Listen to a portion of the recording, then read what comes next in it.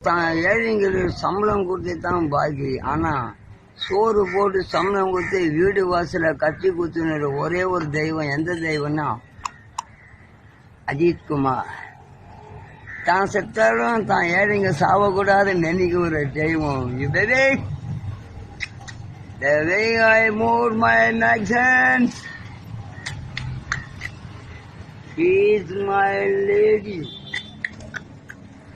வரேமா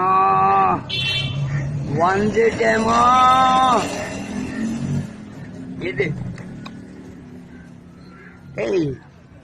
காசுக்காக ஆசைப்பட்ட வாழ்கிற இந்த கூட்டத்தில் வந்து மோட்டார்ஸ் கம்பெனி சாதாரணமா மேனேஜர் இந்த வந்தவங்களா என் தலை குமார், அஜித் குமார்.